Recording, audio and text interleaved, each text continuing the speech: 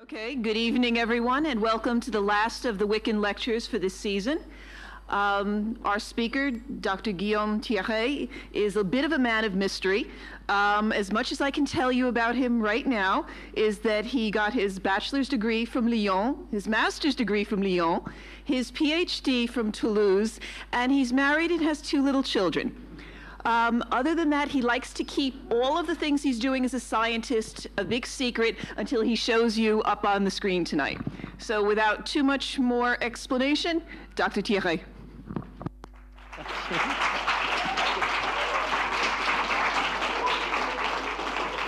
That was quite a good one, actually.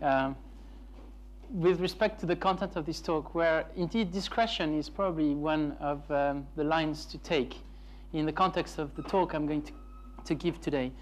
I'm going to tell you about my emotions over the last year, basically, around a topic of controversy that I've been involved with. Quite inadvertently, I should say. I wasn't like sort of motivated to go into that storm, to plunge into it right away, but I was dragged rather into it, and it's partly my fault. And I hope you'll find some interest in this. I would like to apologize right away for the fact that some of the content is quite technical, and I do my best to sort of convey all the ideas behind this, all the concepts behind this.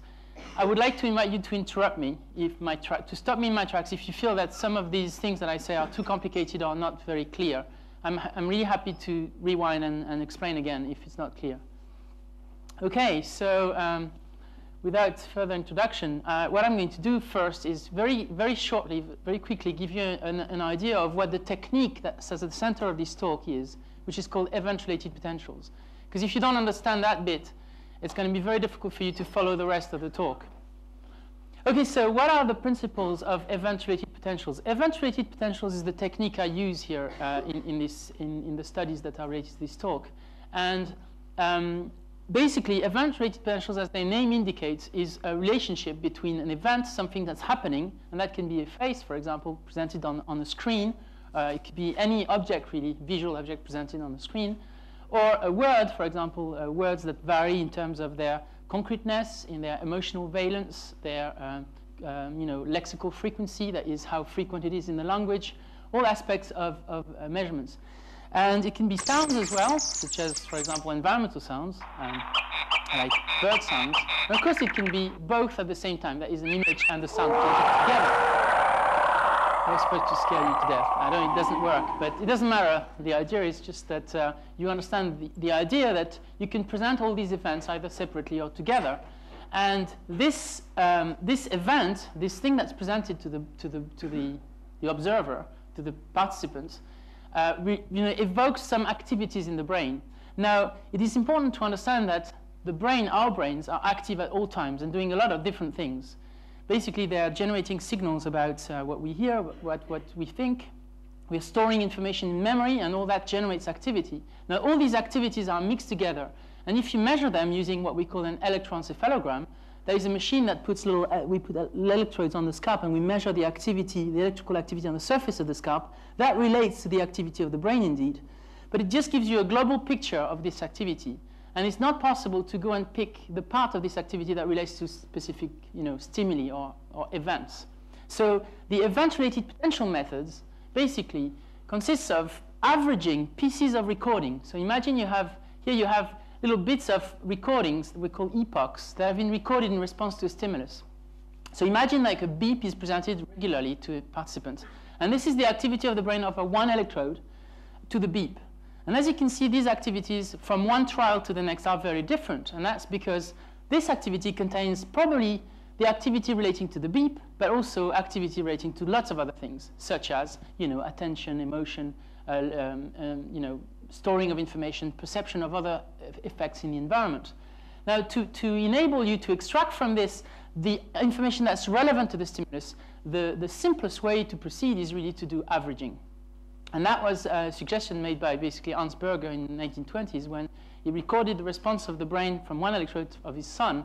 And I think the stimulus was a flash of light, but I'm not sure. It was a flash of light or a bell ringing, whatever. Somebody might know in the audience. But the idea was that it could average the signals produced by the brain over a number of events like this and extract, as a consequence, activities that related to this event specifically. So if you start averaging all these epochs together, what happens is that the activity that is unrelated to the beep as a stimulus will start averaging out, disappear, because it's noise. It doesn't relate to the event, so progressively when you average, it disappears. But the events in there, the activity in there that relates to the events is going to be amplified, or at least maintained throughout, and it will come out after averaging a certain number of trials together as a small activity. Now, this activity here is not just a random activity of the brain, it's activity that relates to the stimulus that was presented.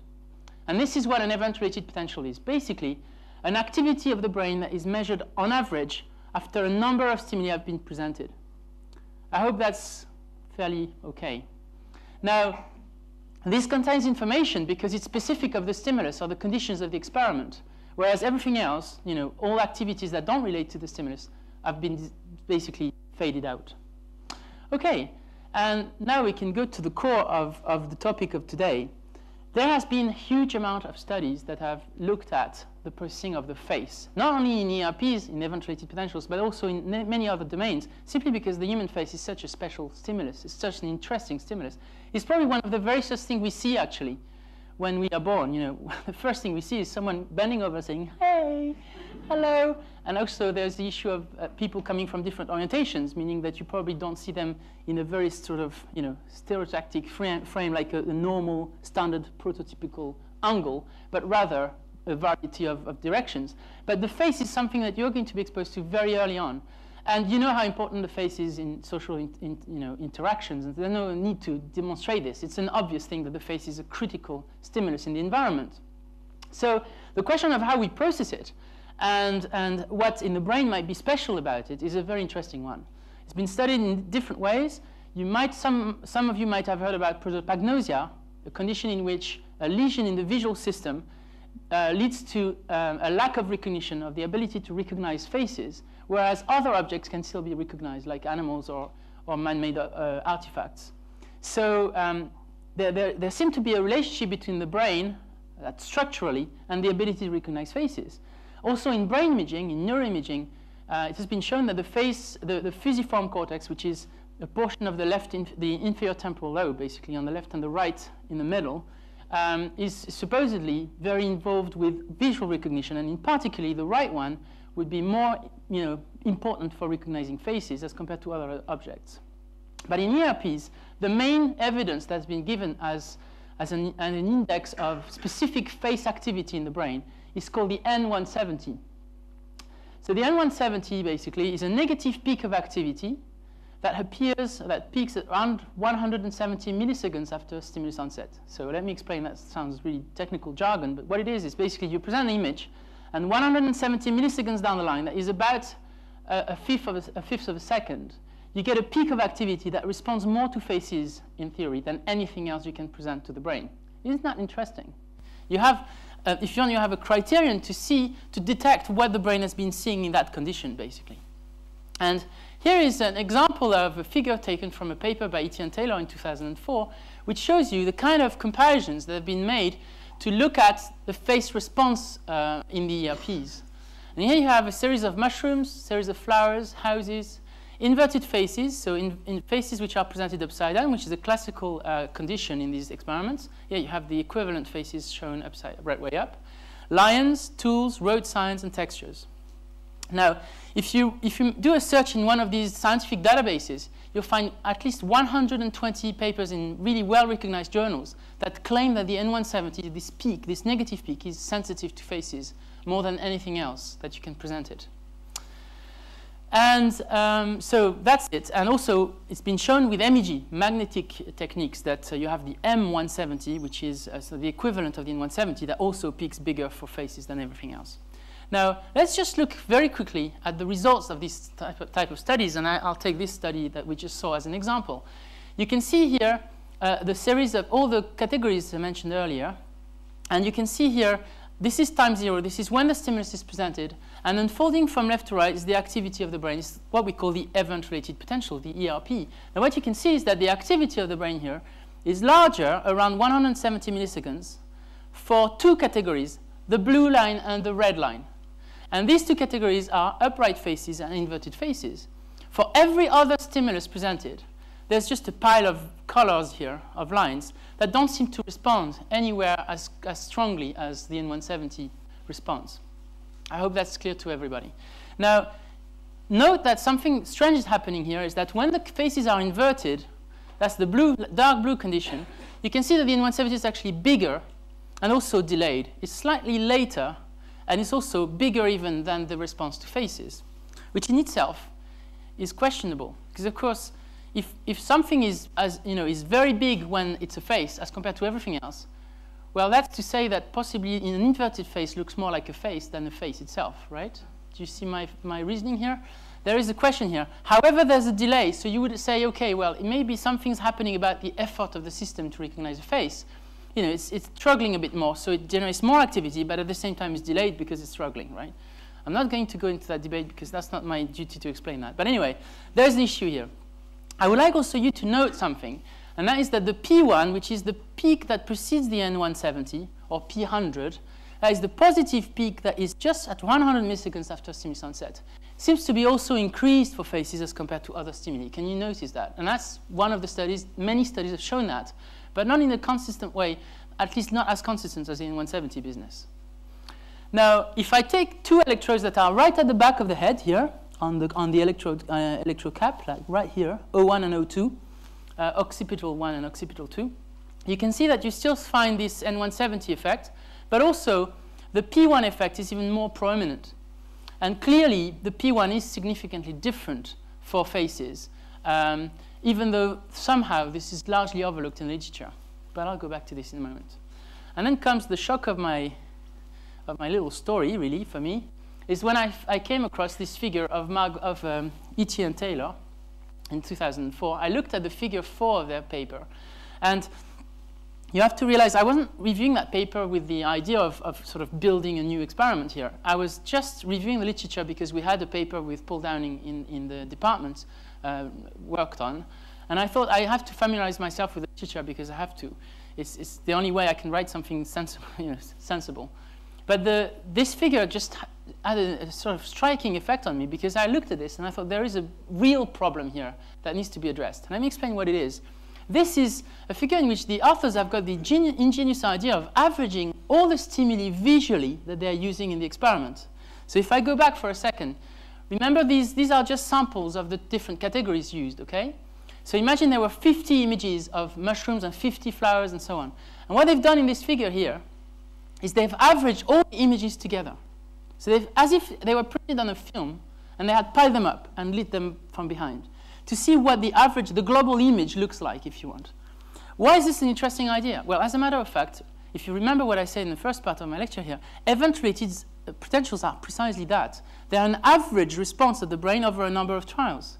So what you're watching here, what you're seeing here, is basically the average stimulus presented all across the experiment, right? Is that interesting? Well, in theory, it should relate somehow. This thing should relate somehow to the actual average activity of the brain.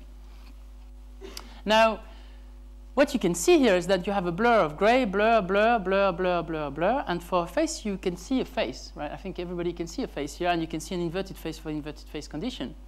Now, when I saw this figure, I thought there is a key problem here, because this experiment seems to confound two factors. On the one hand, you're comparing a face with something else, and this something else can be different things, but also, this condition here is particularly fixed in terms of the presentation of the stimulus. It's centered, it's the same size, it's full front, it's got the same organization, so obviously when you average them, you get a face. But as a matter of fact, it's not just a face against something else, it's also something that is fixed, it's recognizable across many trials, because it's got the same frame against things that are very variable. Now the question then is, could there be a confound in the N170? That is that the N170 peak could be due not to the fact that you're comparing faces with other things, but simply you're comparing something fixed with something variable. And that was the question. And to be honest, I could just not resist the temptation. It was too strong to actually get an answer. So given the chance that I have to have a lab, I just, it was a very easy experiment to run. So we tried to address the question. And this is how we addressed it. we took faces presented full front and centered. And if you take the average, this is 100 faces. And if you take the 100 faces, you average them, you get a very clear face. And we took variable cars. Now, the variable cars condition was made artificially variable, if you want. We were not trying to make them any, to control them for variability. We were artificially increasing the variability because this is the factor we were trying to test. So we had variable cars built. And then we, for the first time to my knowledge, or for a very rare time to my knowledge, we introduced a variable face condition in which the faces were artificially made variable to match the condition in the car condition, right? So now you have variable faces and variable cars. And of course, the most funny one was the fixed car ones, which took us about 2 weeks to build, because we had to take all these images of cars, cut them out of the background, and do a reasonable job at making it sort of realistic, and then adjust the parameters so that they would fit a template. So that when you average 100 cars, what you get is a car. And you wouldn't be able to tell if it's a Mercedes or a Volvo, because there's equal number of the two in there. Not that these are my favorite ones, of course. Now, the idea is that you have, now you have what we call a 2x2 design, in which you can test the effect of category, that is these two against these two. But you can also test the effect of variability independently, that is these two against these two. And the key question is, how are the N170 peak going to behave in the context of this experiment, where now we can see effects of variability coming through independently of the effect of category? Have I lost anybody in here? You're already? OK, good. So the predictions are very simple. If the N170, this peak that is supposedly face selective, is effectively sensitive to faces, irrespective of everything else you can think of, well, it should be bigger for faces than everything else. So it shouldn't care about the variability. If now, and we call, let me specify this, the variability is called interstimulus perceptual variance. And I apologize for the complexity of the word, but this is the most accurate description I can think of what we're measuring here. We're measuring the variance in terms of perceptual cues taken from the image, from one trial, from one stimulus to the other. So that's why the ISPV abbreviation comes from, interstimulus perceptual variance. So that's this factor against category, which is a simpler one, face car. Okay. Now, if the N170 effects are confounded by variability, or even majorly affected by variability, what we could see is a main effect of ISPV, of variability, and no effect of category. That would be the extreme inverse case. As for the P1, remember that peak that precedes the N170 where the predictions are exactly the same. We should see either an increase of the P1 to category and none to variability. Of course, another scenario is possible is that you're going to have interactions and complex effects, which have occurred, by the way. But anyway, we'll not talk about this right away. So here are the results of this first study.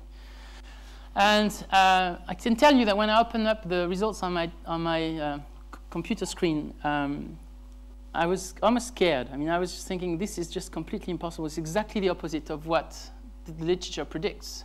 So it has to be controversial. Of course, the next thought I had in my mind is that this can't be true. Okay, so I went back to the experiments. I looked at all the programming experiment, making sure that all the stages were right, the coding was right, and I really feverishly controlled for the coding because it made no sense at all that I would get this result. Basically, the result was that the P1, let's look at the N170 first. The N170 was bigger and significantly bigger, largely significantly bigger for low variable stimuli than high variable stimuli. So for the fixed one, it was bigger than for the variable ones. As for categories, face versus cars, look, it was identical. So you could say that's a non-result. Well, it's not a non-result because you have this one, right? This is a highly significant result where you have an effect of variability, but the effect of category is gone. It's just gone. Doesn't make any sense because the N170 is supposed to be bigger for faces than cars, remember? So we have a problem here. But we have a second result, which is of interest, is that the P1 showed exactly the reverse pattern of reaction. The P1 was completely overlapped for low and high variability. It didn't care whether the images were variable or not across stimuli, but it did care about the category. Look, category for face responses are bigger than cars. So in other words, this was suggestive that, first of all, the N170 story was not quite correct, and that, in fact, in some conditions, particularly when you control the variability, and we're talking a lot of studies before that one, potentially the N170 effect goes. It's actually not face selective. But also that the P1 might be a new face selective component, if you wish. OK, so I'm just going to skip quickly on the technical details. I don't want to take too much time on this because what is interesting, of course, is the controversy, not the result.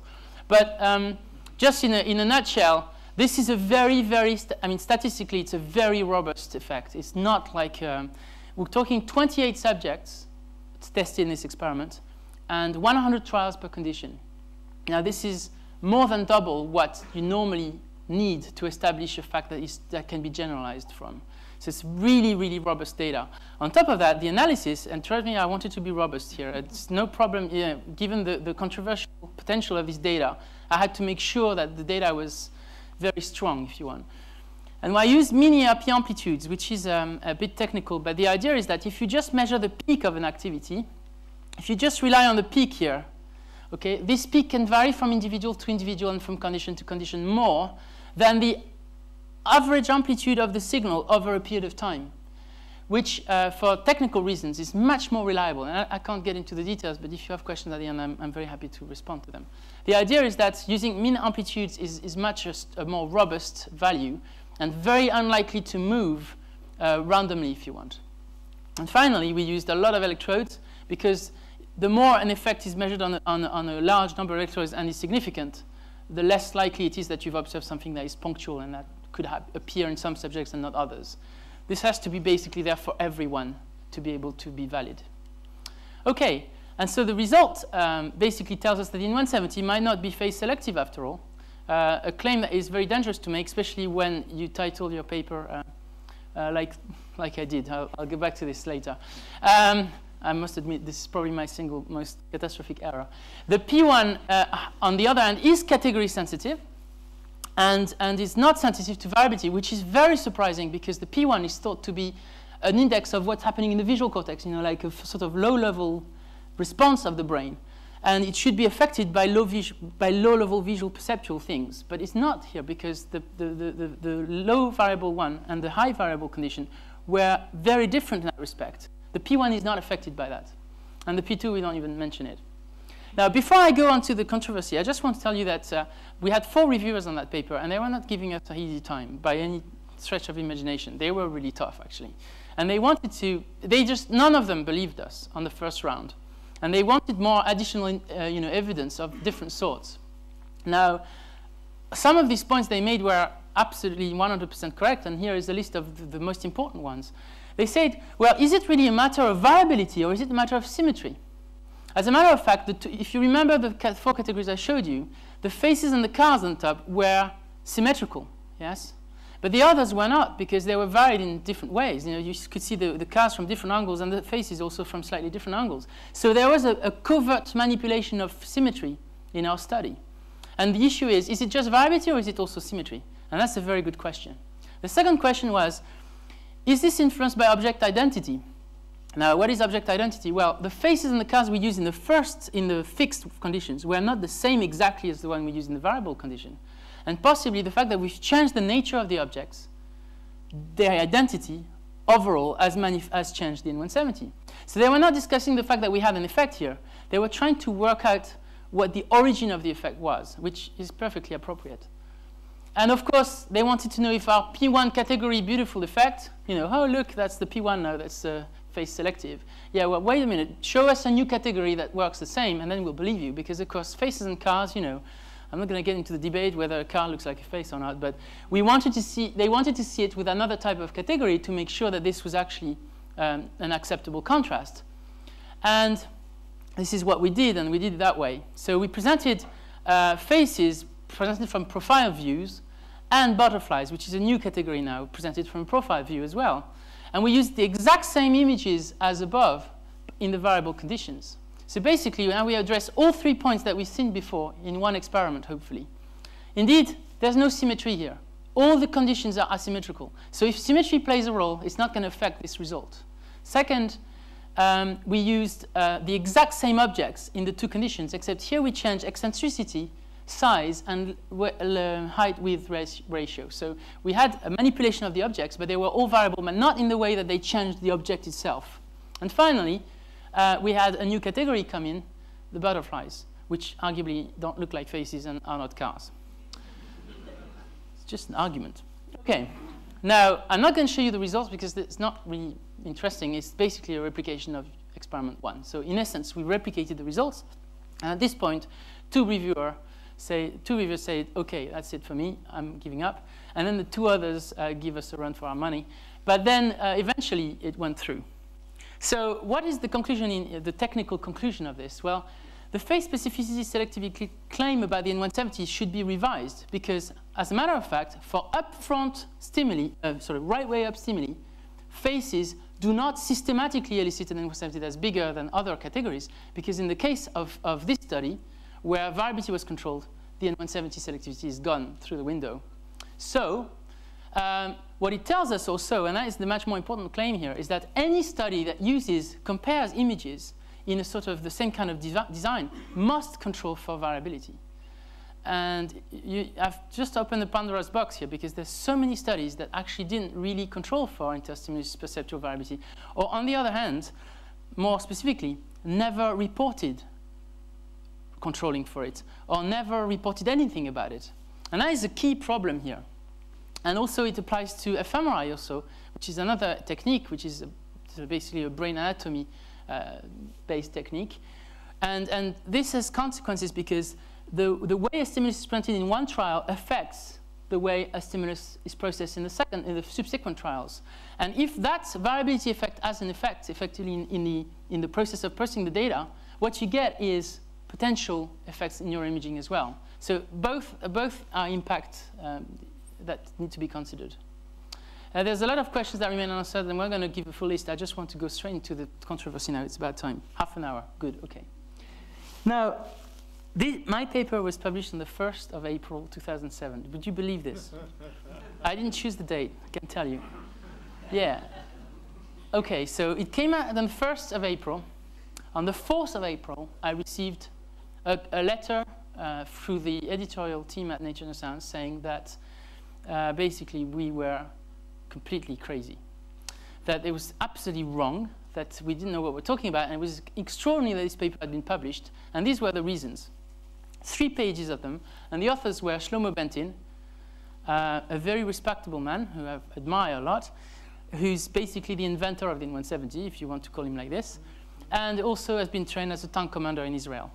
Now, the other one was Bruno Rosion, who is now a sort of eminent scientist in Belgium, in Brussels, and who basically considers himself the legacy, the scientific legacy of Shlomo Bentin, because he inherited all that Shlomo Bentin had discovered, basically, and he's now carrying the flag officially.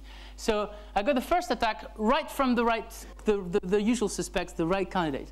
I wasn't expecting, 3 days after the paper being published, that I would get the frontal attack. But anyway, 5 days later, I received a commentary by Margot Taylor and Roxane Itier, who was even more aggressive than the first one. And there were good reasons for this, because as a matter of fact, and we didn't highlight this too much in the paper, but as a matter of fact, the whole idea came from figure 4 of Itier and Taylor, remember, 2004? So it's not too surprising they were particularly pissed off. Sorry, it's not what I mean. They were particularly annoyed, that's the word, about our finding. But anyway, they wrote a commentary which was actually very, very inappropriate. It was actually emotionally loaded, you know. And they were like crying out their despair of our attacking the intracranial literature. So it's a literature where they look at results from putting an electrode inside the brain of patients with epilepsy, intractable epilepsy. And they were shocked that we could possibly, question the results of the literature. Well, we don't question it. But the thing is, and I'm already justifying myself, which is already far too early, but the fact is that this literature suffers the exact same limitations as all the others. If you don't compare things that are comparable, you risk you have the risk of having false positive results. And then 1 week later, we got a letter from, who was it? Guillaume Rousselet and Philippe Schintz, basically, who were, and I think Roberto Caldara was actually part of the pack, but I'm not sure. And this was yet a completely different attack with lots of other arguments and so on. I'm not going to get into the details of that. It's far too complicated. It was quite a stressful period for me because when, after 10 days roughly, I received 3 of these commentaries, I was like not shivering, but not sleeping very well at night. I was thinking, right, what did I do? how could I possibly publish in a very big journal something that is so outrageously stupid and wrong, you know? Because these words are going to come back in this talk. But I was doubting every single bit of what I did. So I had, you know, I spent a lot of time reanalyzing my data, trying to confirm myself that, look, is the numbers correct? Because if I got it wrong, you know, it's potentially trouble, right? It's been trouble anyway. But so after thinking the arguments through and really looking, you know, word by word their points, I sort of calmed down and thought, well, okay, I'm not completely dead yet. I can argue against their positions, and there's some hope. So what they produced, in fact, based on an order from the editorial team at Nature and Science, was a commentary of 600 words. And the editorial team told them, that's fine. We don't want 3 commentaries on that. You make it 1. You sign it. Everybody signs it up, and you make it 600 words. OK. And they were given, I think, 10 days to do that. And they were very imaginative with the title, because they came up with a title, which is Controlling Interstimulus Perceptual Variance Does Not Abolish the N170 phase sensitivity, which is great, because basically it's my title plus does not. Which I think they have a point. I mean, you know, clearly they knew what they were doing in writing this commentary. Now, I'm not going to give you the whole commentary to read. I'm just going to summarize, basically, the reasons why I should not have published my paper in the first place. I think that's the appropriate way to go. So let me just list the reasons why I am basically stupid. So first of all, many previous studies have controlled for interstimulus variance. That's what they claim. They say, well, actually, you know, thank you very much, Thierry, but you know, we've done it before. So why are you raising that issue suddenly? Because it's something that is very common. And you can imagine when I read this commentary, I think, oh my God, how many papers did I miss? You know, how many papers that I have no clue about that have actually done this already? You know, this is the first reaction, of course. You have to be very moderate. And then you have to check the references one by one, which takes a bit of time. The second claim, I'm not going to defend myself right away. I'll take it in steps. The second one is, interstimulus perceptual variance cannot explain the phase inversion effect. Very good point. Remember, the phase is right way up or inverted. I've got the same variability. So it's not variability that can explain the inversion effect. The fact that the N170 is bigger for phases that are presented upside down, because as a matter of fact, the variance is not changed between the two stimuli. Absolutely true. How am I going to address that one? Huh. OK, and how about the interpretability effect? Now, this one is a bit more subtle, and I'll need a slide to explain to you what it is. So if you want to wait. Now, the third one, I will explain. Don't worry. I'm not going to try and hide from that one.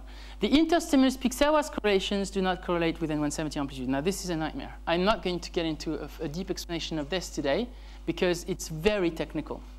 I'll just give a sort of surface explanation very quickly for those who want to know, because I think this is the biggest point pushed by Rossian to destroy my claims. And it's going to be very difficult to argue against that, because he's going so technical at some point that actually I don't know how many people can follow him. And it's taken me a month to understand his argument. Now, the thing is that, in essence, one of the reviewers of our paper asked us for a measure of physical variance in the stimuli. So you have two things here that are being played on. There's the perceptual variance. This is how the brain perceives variations. And there's physical variance. That is how much variation there is at the physical level in each image. And these two things are different. And I wanted to really stress the difference between the two. It's really important. When you compare two images with a computer, with a mathematical program, you can take the first pixel, the very first element of a picture, and compare it with the next image, and then again with the next image in a series of 100. You get a number. It can be what we call a correlation. And then you can go to the next pixel, and the next pixel, and the next pixel, and so on. And what you can derive from this is a very accurate measure of how variable images are, right? Because you can compare them pixel by pixel. It is obvious that the human brain is not able to do this. However, whatever number of pixels you consider, it is not the case that the brain is going to extract pixel by pixel the luminance of pictures over 100 pairs and calculate you and give you a histogram. It's impossible, right? It's not reasonable. What the brain is doing is every time it sees an image, it sort of extracts some invariants, some things that enable you to recognize and store that image, especially in the context of that task. I didn't tell you what the task was, by the way, which was to see if every time you have a picture presented to you, you have to see if it matches exactly the previous one. And if it does, you press a button, and then you go on to the next one. Okay? And the repeated ones, the ones on which you press the button, are dismissed in the experiment. So you only have the ones where you just store the information, but there is no the active comparison and pressing the button that's been removed. Anyway, where I want to go here is that this measure here, inter-stimulus piecewise correlations, is a measure of physical variance in the stimuli. It's a computerized number. And that's got nothing to do, I would argue, with what the brain is doing. So it's no surprise that it does not correlate with N170 amplitude, because it's irrelevant. What the brain cares about is whether it's variable or not. That is, when the correlations are very high or whether they are low. But it doesn't matter how low they are. The exact number is completely irrelevant. Okay? And I think a better representation of variability is how, when you pile up the images and you see one image or a blur. That's all. The level of blur, it's not very relevant for the brain. This is what I'm trying to say here. I don't want to go any more technical than this. But yeah, I don't want to go into any more technical than this, but I might show you some hints about this. Yes? If I understand you correctly, you're saying the brain doesn't care because you don't take the difference in subjective perception. Okay, well, I haven't tested that formally. Right. So when I say the brain doesn't care, I am making that postulate. I'm not saying that I've demonstrated this with an experiment. I'll show you an image in a moment where I think I can illustrate why it doesn't care. But I don't have a formal proof. I have just an intuitive point of view on this. Yeah. A very early level of process. I mean, if you have a physical difference in your image, yeah, it would differently probably affect your retina. I totally agree with that. Yeah, if you have a dark image and a very light image, it's obvious. What I'm saying is that at the level of images of faces are presented like this on a gray background and all fairly similar in terms of the gray-white balance, it's very unlikely that the brain is going to extract information at the pixel level on each pixel in the image and compare 100 pairs that way and derive for you a measure of variance of any kind. It's unlikely that this measure that we're using to measure variance is actually relevant for perception directly. It doesn't mean that perception doesn't extract some invariance and extract some rules of construction of the image and create some kind of template. But it's very unlikely that the measure of physical variance, as it is measured in correlations, is anything like what the brain does. Is that okay? We can go back to this at the end. After I showed you also an image that I want to show you. Now, the fourth point is, this is just like abominable, really. I managed to select the wrong electrodes. Now, that really is a demonstration of my stupidity, I must admit. I mean, it should have been P5 and P6, not the big, large number I chose. Actually, no. Reconsidering what I should say, it should have been P7 and P8, because these are the electrodes. Actually, no. I think P09 and P10, looking at literature, are much more, well, you see the plot, right? The idea is that if you go from one publication to the next, you're going to change the electrodes every time. My set is incorrect, that's for sure. But I don't know exactly which one I should choose looking at literature, because as a matter of fact, every time you change the paper, the electrode sets change. And finally, oh God, I've defended myself already, actually. And the last point was that the P1 phase selectivity, this effect on the P1 that we found, rather than 170, is a fraud. And everybody knows this except me and my collaborators, because they agreed tacitly to this. Basically, what you should do is remove P1 variations. Look, this is instructions from Bentin and Rossian. Remove P1 variations using baseline corrections so that differences in 170 could come out. I'll explain to you, this is magic. So you have a P1 difference here, and you have no difference here. Okay? So look, it's magic. You take out the P1 difference, and the N170 appears. Isn't that a fantastic trick? So you remove these differences on one hand, and they appear on the other one. And that's what we call, based on peak-to-peak measures. No, it's not fiddling. It's assuming, and that's exactly what they say, that P1 differences are irrelevant. And my question is, why? And if you can answer it, I'm interested. Because as a matter of fact, I don't know what the argument is to say that P1 could be reliably removed to concentrate on the 170 differences. And I'll tell you what I suggested as an alternative later on. Now, let me just address all these. Let's be clear, I'm on defense mode here. I've been attacked. I've never had, I had a chance to reply to this, by the way, 400 words. I was given 5 days. And that went in. But I didn't get a chance to give a full reply to all the comments, the detailed comments that I got later. I will tell you them in a moment. So it is a defense claim here. I'm not stating things against them. I'm just trying to say, hey, maybe you could moderate your argumentation. Here, many studies, previous studies have controlled for interseminous variance. Well, as a matter of fact, this is a list of the studies that have been cited as controlling interseminous variance, and I'm not laughing. I find it very, very strange, really. You would agree with me that it's a fairly good candidate of a full front face, and this is not a full front car or anything that remotely resembles this stimulus here. It's a car seen from three-quarter view, it's cut in the middle, and it's got a rich background.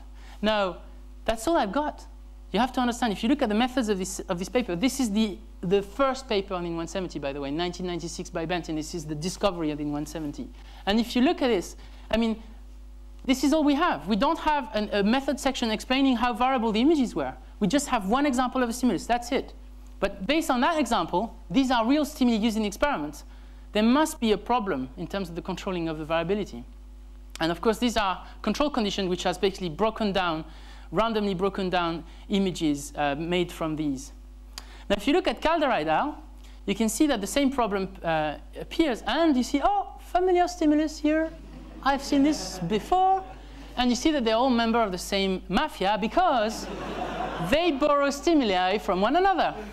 And so basically, this is Benton's. Thank you very much, Shlomo, because this is my car, my favorite car that comes from your experiment. Now, you would think that this stops here. No, no, no. Look, Carmel and Benton. This monkey here, oh, look at it here. Of course, that's Latinus et al. It's Latinus, Etier, and Taylor. But what is remarkable, so the usual suspects, basically. But look, of course, the quality is much less because it's taken straight from the paper. But these are the same images. By the way, the chair as well. Ooh. This sounds like there are some kind of familiarities between the different conditions. And I think there was also a house presented in this experiment, which is actually exactly that one. So not only do they borrow stimuli from one another, but on top of that, they're using the same in the paper. And there is no mention in the methods whatsoever of controlling for variability. What does that mean? It means that we can assume, and until they show us their cards, that variability was not actually formally controlled. I mean, the claim is outrageous. Many studies have controlled. Well, no, they haven't, because if it's not reported, it's not controlled. And this is a very interesting, I think, scientific discussion here, is that it's not enough just to say, oh, but we did control for that. It's evident. No, it's scientific publication. You have to prove that you have control for it. And if it's not done, then potentially it wasn't.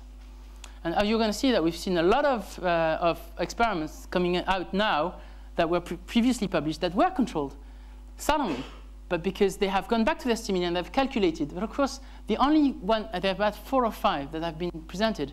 These are the 4 or 5 where it's been controlled. Everything else, they don't show the results, strangely enough, which means that we can be suspicious. Anyway, no, as far as I know, not one study has formally controlled for ISPV before. Actually, one study has reported it, and you already know which one it is.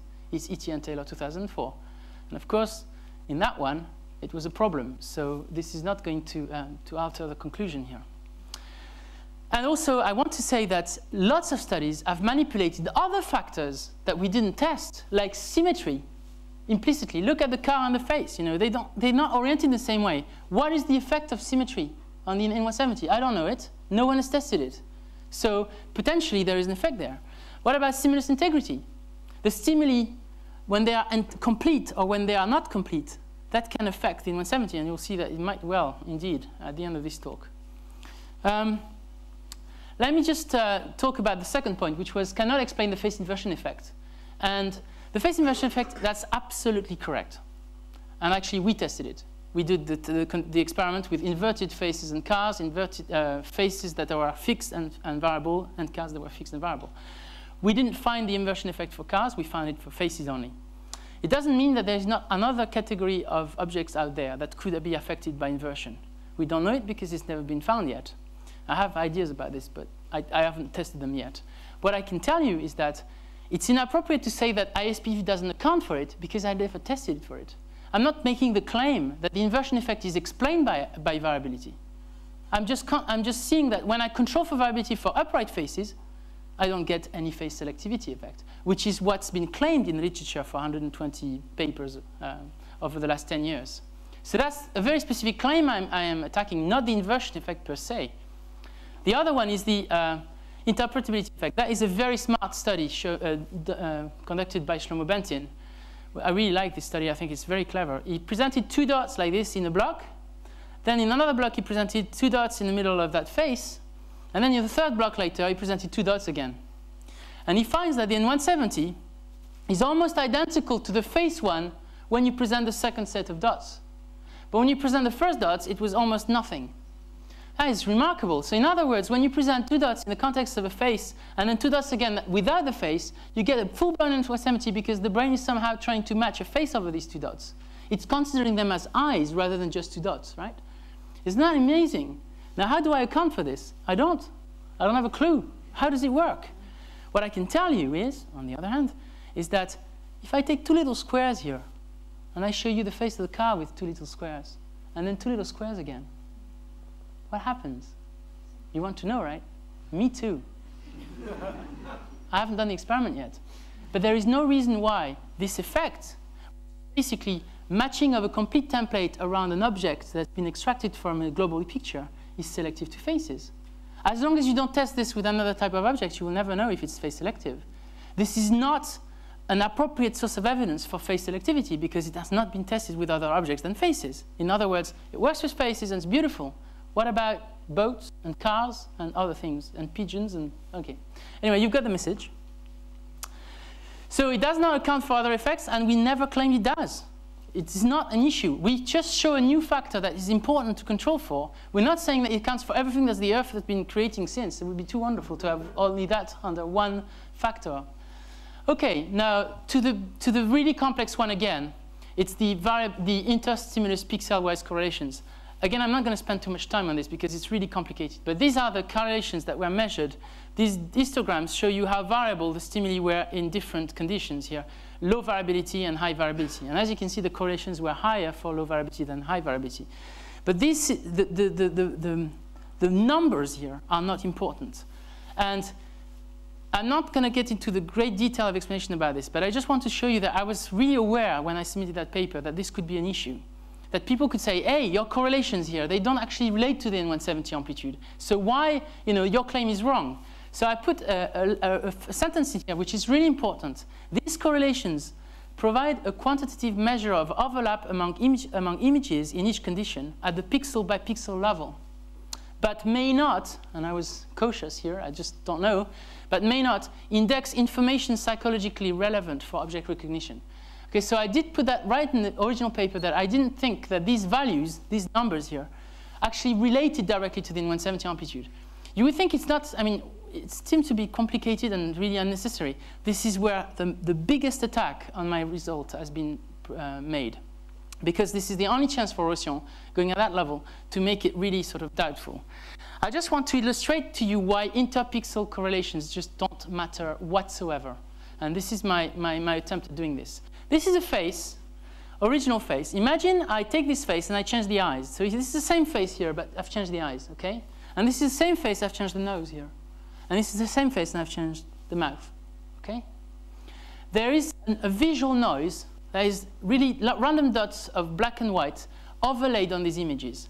So these images here at the top row are all identical except for the eyes, the nose, and the mouth, okay?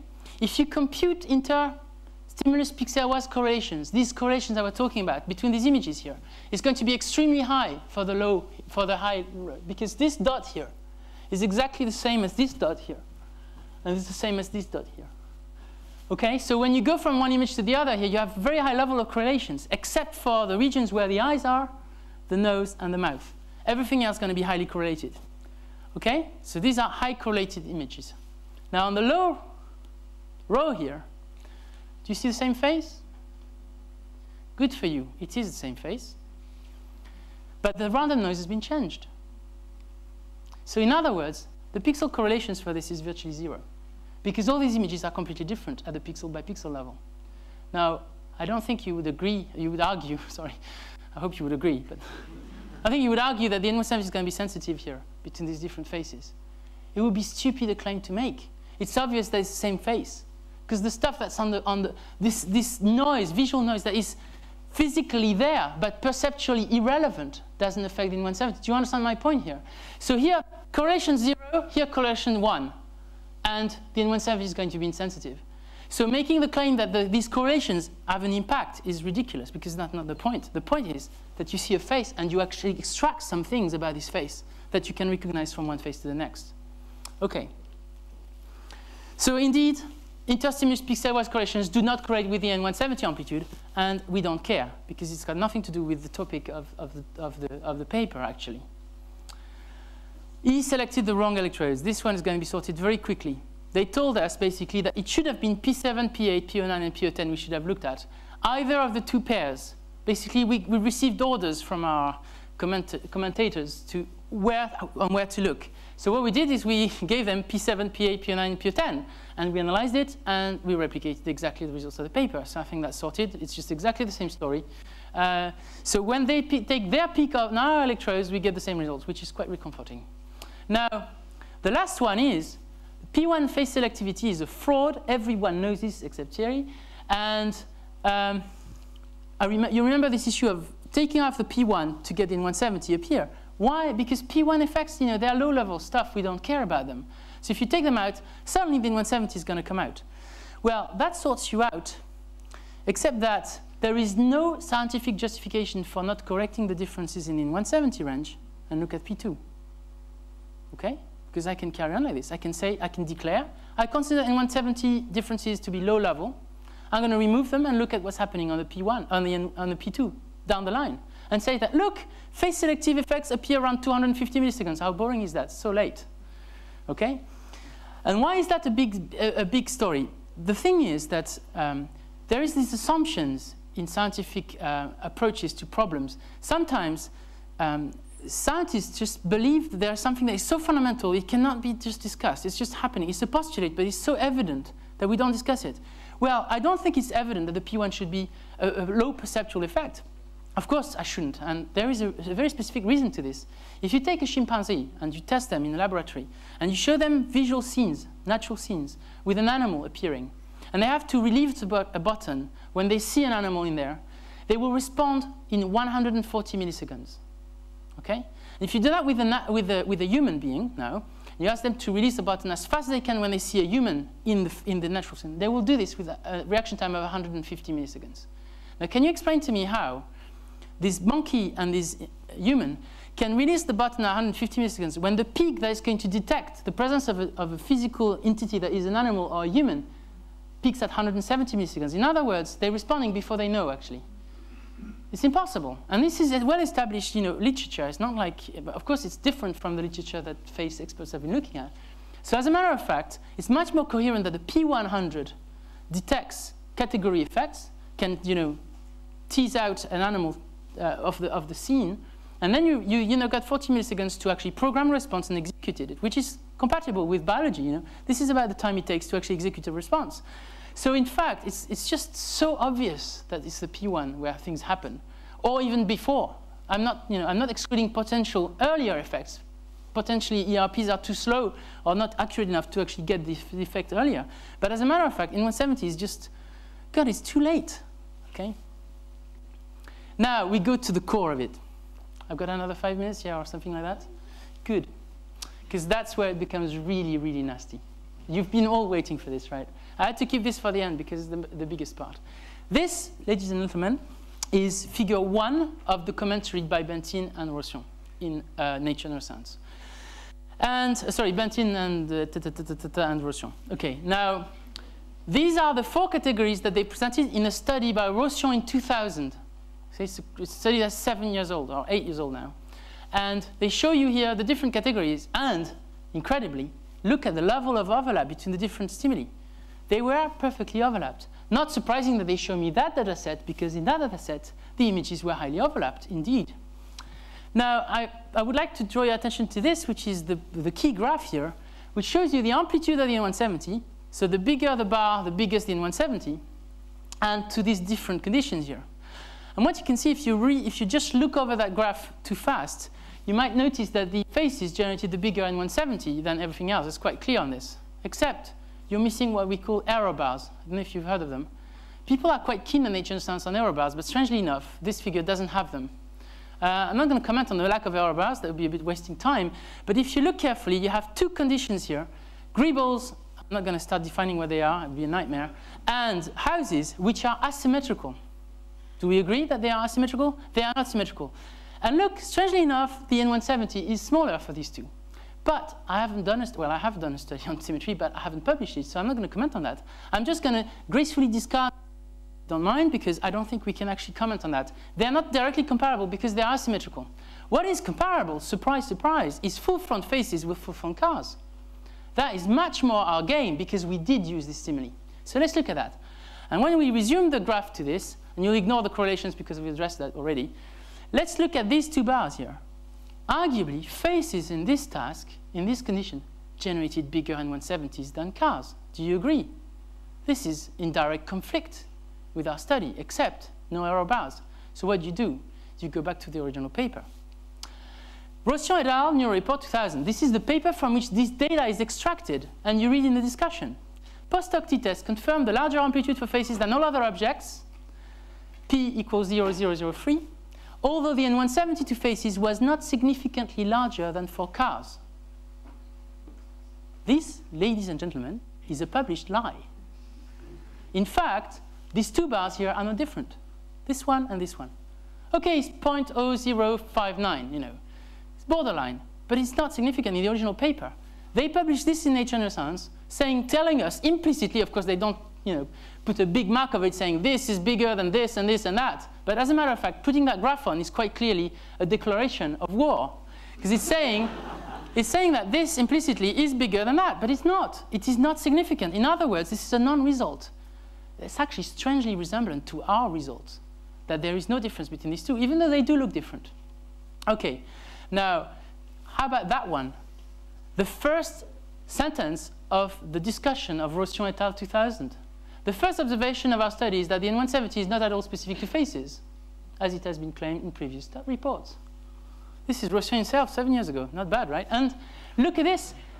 Reference 13 is the first reference by Bentin et al. 1996. Basically, this was a frontal attack on Bentin 7 years ago. As you can see, Rossian's changed his mind. But then comes figure 2 of Bentin and company and colleagues. Now, this one is quite interesting. They compared face internal features, so you have everything removed except for the face internal features, against scramble faces. Basically, inner components of the face, mouth, eyes, and nose that are just randomly placed. And as a matter of fact, if you average all these and all this together, what you get is a perfect face here, because they're all highly overlapped. And what you get here is a blur. Why? Because the components are just completely randomly dispersed on the image. So when you average them all together, you get a mess. And they tell me, how do you account for the fact that here you have a low variable stimulus and a high variable stimuli and no difference in the 170 range? And I say, wow, I'm not going to add this difficult one, right? Except that this is a face, and that's not a face. And there's no difference in the 170 range. Do you see the problem? I think the claim is far more complex to account on their end of the problem than mine. Because as a matter of fact, they're comparing something that is a face with something that is not a face, and they get no N170 difference. So in theory, this data is at least as problematic for them as it is for me. I can't even believe they've put this figure in. It's just incredible. Because actually, I could debate for hours what is most important, variability or category. I mean, we could be there for very long. It's a bit boring. But then, let's look at it a bit more. This is a symmetrical stimulus. This is not a symmetrical stimulus. This is a coherent stimulus, structurally organized, connected. This is disconnected. Just bits randomly distributed. That's at least 3 factors I can think of, and there probably are more that differentiate these two. The direction of the effect, I don't have a clue. There's 3 factors intertwined. How can I tell which one is going to affect the N170 more than the other? But whatever happens is that this is not bigger for faces in this experiment, which I think is rather a problematic situation. And then comes the really crusty bit at the end. Over the summer, I received this paper to review from the editor at Neuroimage. And this is the most mesmerizing thing I've ever seen. So if you don't know the paper, please take a look. It's fun. It's really interesting. That's physical note physical.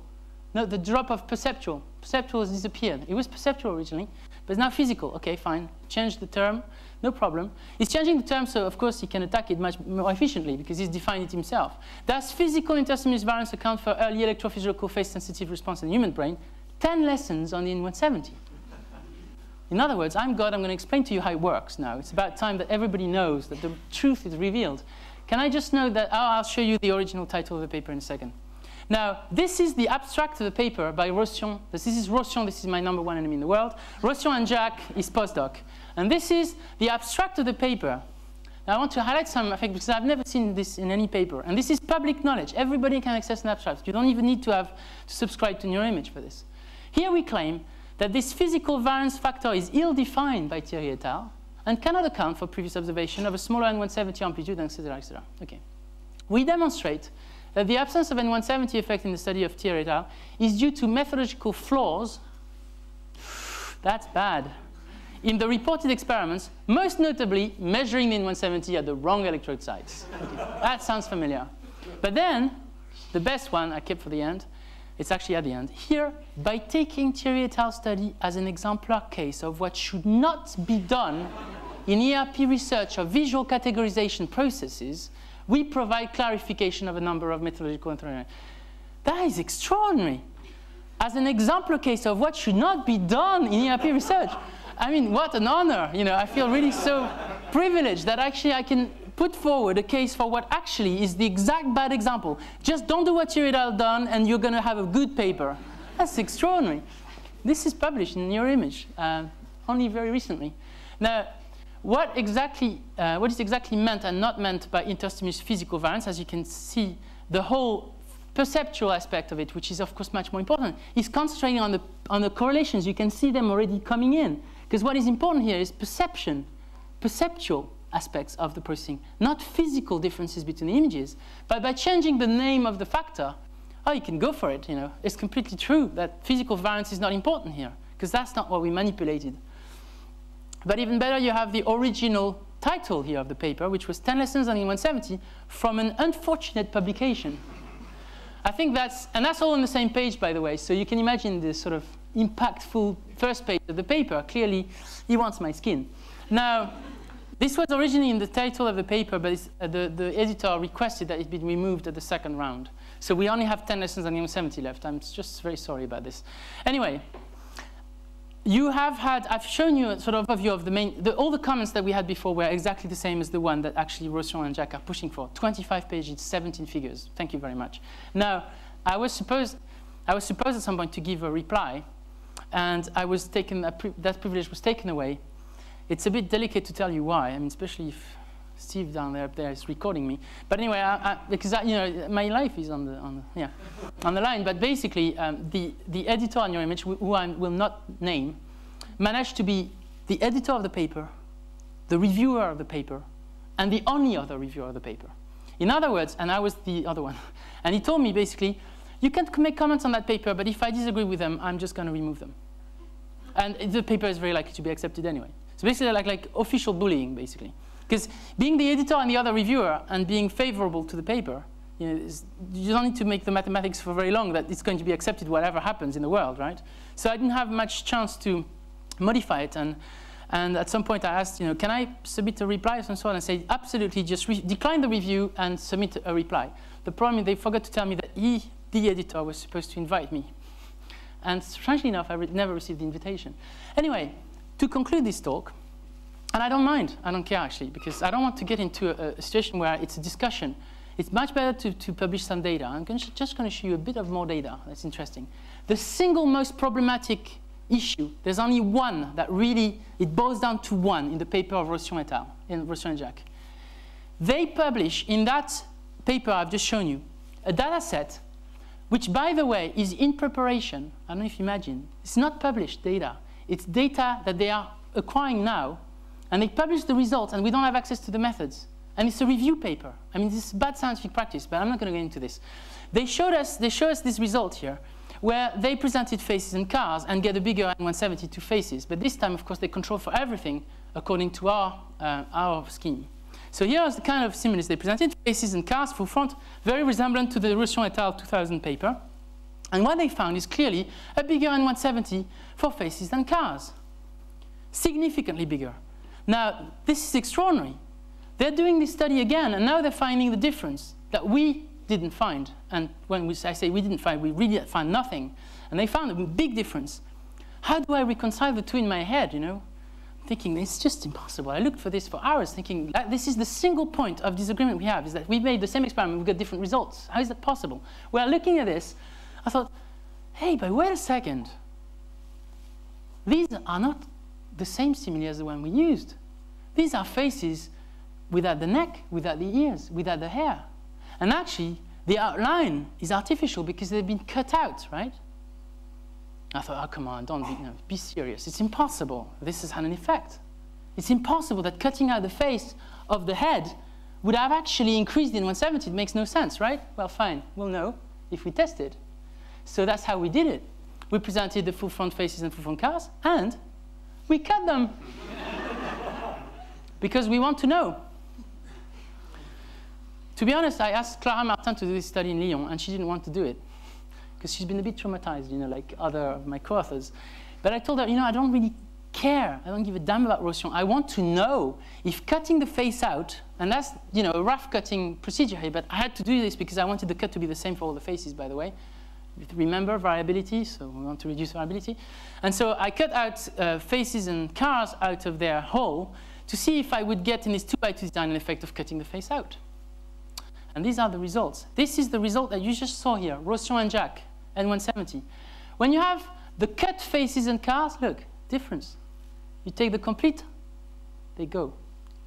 In other words, cutting the face out increases artificially the N170 by 1/3 of its amplitude.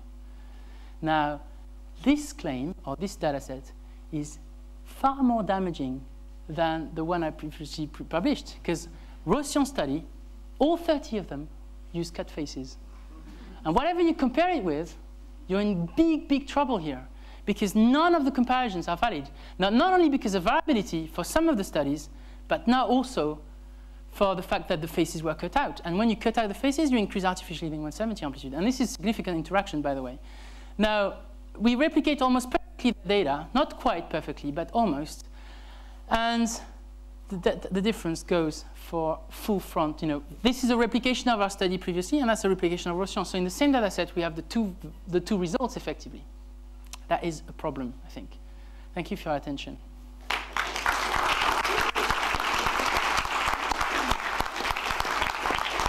Guillaume, thanks for this great talk. And I'm not supposed to ask the first question. It's just breaking the ice for the students, of course. Okay, fine, no problem. But as we're here anyway, I mean, it's really stunning, and I think I'm speaking for many people who've observed this field for a while, that this discovery of the importance of the stimulus variability. I mean, one is almost surprised no one's done it before, but you were the first to bring up this very important point. On this, and I would think that is very, very solid. On the category specificity, I would like to come back to this issue of the peak difference, which you alluded to. The considering that what you're picking up which one? This one? Sorry, this one? Yes.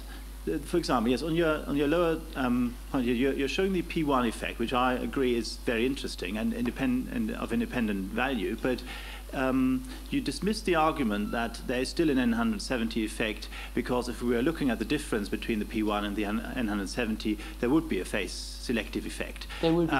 And you're picking up the signal on the scalp, so probably whatever is generating the N170, which may be an independent source, at the scalp level, that may be confounded by the previous effects of the P1, because you are in fact not sticking an electrode into whatever generates the N170. Correct. And as you know, we're interested in one other method would be combining it with imaging and look at sources, or that there are problems as well.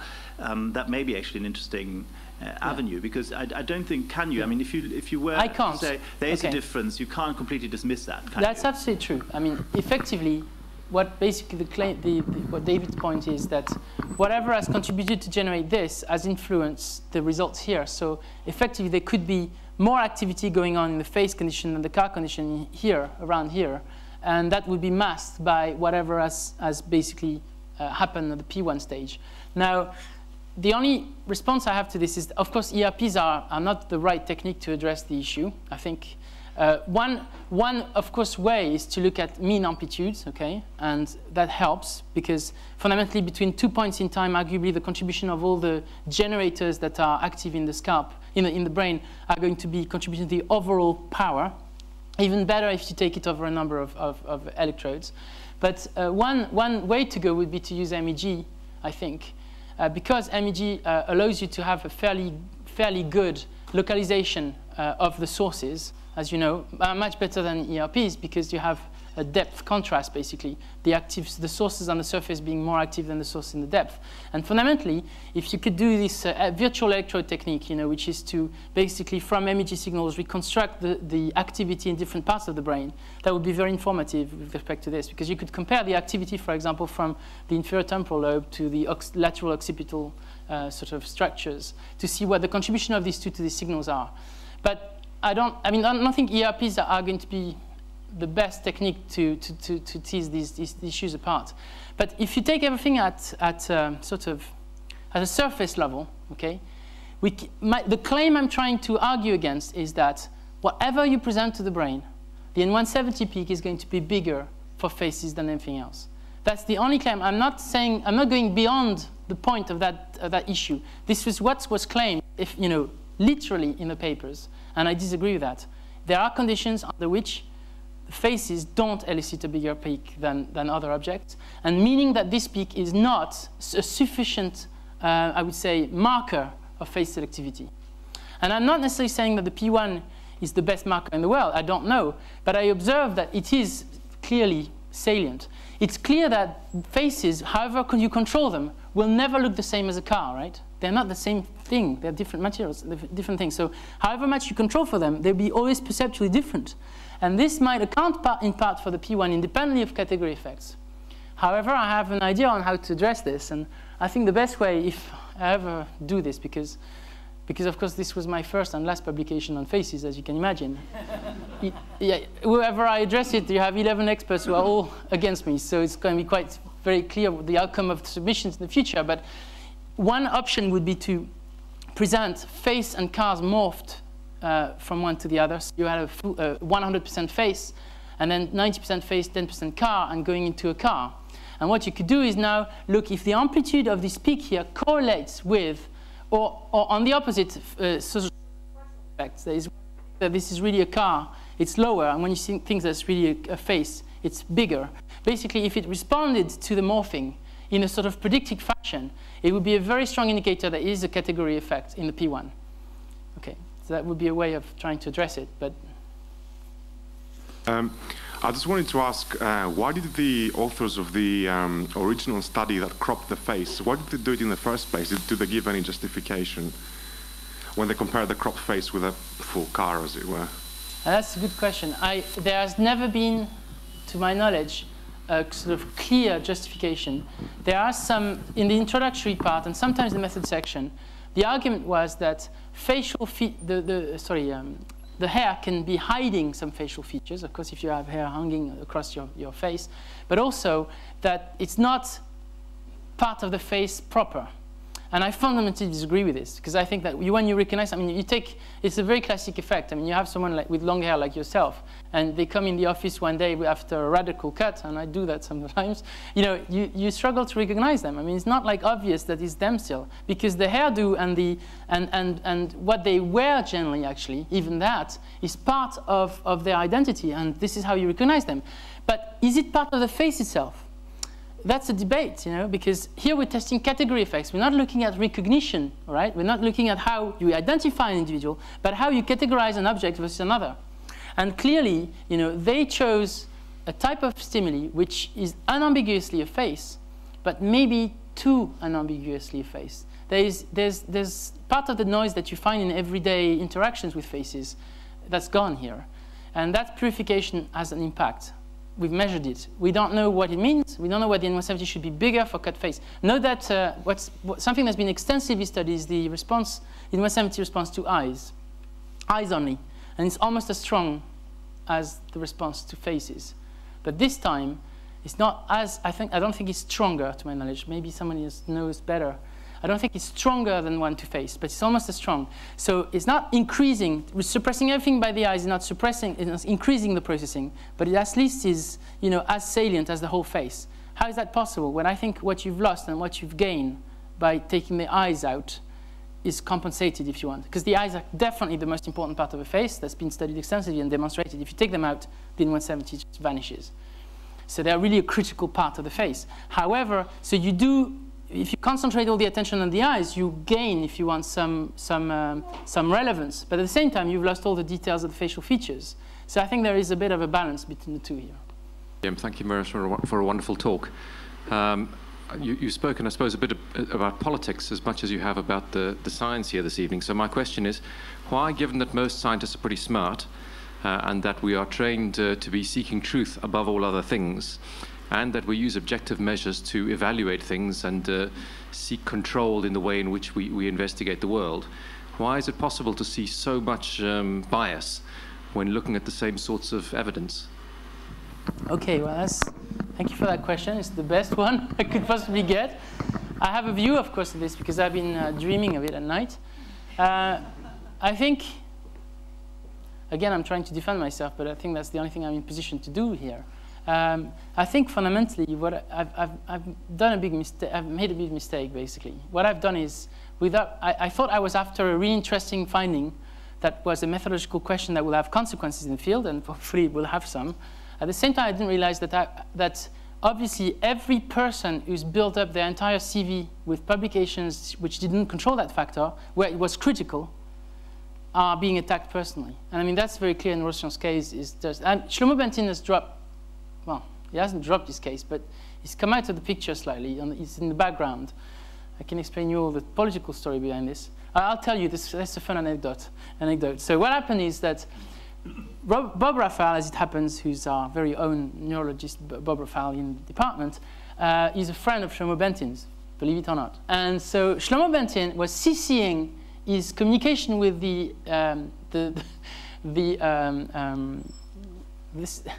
you have to promise me, Steve, that this recording is just is going to be kept away, right? I've got copyright on this, right? If you distribute it, I'm dead, right? Okay, fine. So Shlomo Bentin was sending emails of formally aggressive emails to the editorial team at Nature Science saying, "How dare you publish this when I know from one of the reviewers personally that they rejected the paper," which is a complete lie. I mean, it's never happened. You know, you can't publish a paper in Nature Science, whatever the number of viewers you have. If one says no, it's no. It'll never go in. It's absolutely categorical. So, in fact, someone had second thoughts about accepting our paper, and I don't know who it is, went to Shlomo Bentin, who he knew, said, you know, I really recommend that paper should be rejected. I can't understand. I can't believe it's gone through. So Shlomo Bentin felt entitled to scream openly at Nature Science editorial team, saying, "How dare you publish that paper where it was formally rejected?" So he went on and on like this, and to cut the story short, at some point I thought Shlomo Bentin is actually doing himself more damage than needed over this. He was writing emails to Bob Raphael, it was amazing, saying, "You don't have to treat Thierry for depression yet. I'm going to take care of him in the very near future," stuff like that. Anyway, so at this point I thought, well, maybe we're going to calm down the game a bit, and I offered to send to Shlomo Bentin the entire communication with Nature Science, from day one of the submission, right down to the acceptance of the paper, everything. All the manuscripts, the revised manuscripts, the letters from the reviewers, the responses, the cover letters, everything. I made a big PDF file, put everything in it, and it wasn't very long to reply. Immediately, he enthusiastically said yes, he wanted to see it, and he would seek my permission before he would go to the press with this. And he told me, "You'll hear me within 2 or 3 weeks because I'm very busy with editorial duties and so on." That was a year and 2 months. I never heard of him again. But Rossian is a different story. Because Shlomo Bentin is, towards the end of his career, he has a lot of other things, and he's a very, very eminent person. He's well known throughout the world. Rossian has his entire CV built around the N170. I mean, he's got 25 papers. All of them are in 170, phase selective, except for NeuroReport 2000 that you just saw before, and another one in your image. And the thing is that it becomes personal here. Because if I'm right, it is very damaging for his history of research. Of course, it's my first and last paper on faces, so it doesn't really matter if you're for me. Where I'm wrong or right, it's not critical, but for him it is critical. So it's become political because you know, the science is one thing, but here it has become personal for him. It's really unfortunate, because I would rather, actually, the word unfortunate should be used in this appropriate situation here, because I think it's a really healthy and interesting debate, but it cannot be held on scientific grounds in a sort of emotionally neutral way, because there are some personal, you know, I think personal investment, and it's difficult to dissociate the two. The thing is, I'm in a situation where I will never insult anyone, but I'm likely to be insulted a lot, obviously. I hope this addresses your question. I think that's the critical point. Why cars? That's a very gender-specific thing to be recognizing. Okay, well, that's a good question. Why cars? Arguably, structurally, cars look a bit the same as faces. You know, they have common structural, you know, organization overall. There's the headlights and the calendar and an outline and some lines that are more or less silent. So overall, they are not completely different from faces. I'm not saying that cars are like faces. Believe it or not, one of the 3 commentaries I received from these people was that, of course, we know that response to full-front cars is the same as faces. You know, that's a surprise. 2 studies have shown it before. Rossian et al., 2000, there I got a tick, and another one, Schweinberger et al., 2004. And say, look, they use the same simile and the same. And it's not surprising. People have been taking advantage of that. Look at Walt Disney, you know, playing cartoons with characters that look like faces. I mean, what is this claim that they look the same? They don't look the same. Because effectively, a car is a car and a face is a face. And if you claim that they look the same, it's ridiculous. They say the N170 doesn't discriminate because they look the same. But OK, so is a car a face? No. Is a face a car? No. So they might resemble one another, but if the N170 is face selective, it should be bigger for faces than cars. End of story. I mean, that's where it stops. But it is true, however, that there is, you know, these are frequent stimuli, very clearly structured, which have got a sort of global rule of construction that's fairly similar from one item to the other, that they are seen every day, that they have some structural comparability. I mean, it's not like they're completely different. Now, if you take another stimulus, like, I don't know, boats, butterflies, chairs, think about it, tools, anything, you're going to find much more diversity, much less structural constraints, and therefore, to produce 100 items that are all different, but at the same time, consistently from the same category, it's going to be more difficult. So the reason why cars have been chosen is simply because it's practical, because they are the closest sort of structural comparison to a face. But note that we can do this with other stimuli, as butterflies, for example. Okay, so it's not just cars. Yeah. That's my short answer. I mean, I don't know why cars, apart from this. That's the only thing I can have in mind. One sex why cars are going to be more interesting than the other, and I think it might even skew your results. Sorry? I think it might even skew the results, the speed at which one sex overall tended to recognize it was a car than the other. Yeah, effectively our participants are from both sexes, and there's no intergenders. I didn't test that, but when you look at the literature, there's no intergender responses to cars. However, if you are an expert in cars, okay, so in the natural world, you know, boys and girls don't react differently to cars. But if you're an expert on cars, your N170 is increased considerably to the point where it can actually be bigger than the N170 for faces. And this was given as evidence for the expertise account of the N170. That is, the N170 is bigger for things that you know about. And we know about faces. All of us are experts in faces, but not all of us are experts in other things. So if you're a bird expert, you get bigger N170 for birds. If you're a car expert, you get bigger N170 for cars. So in other words, it has potentially an influence, but not in the groups that we study. That's it. Thank you very much.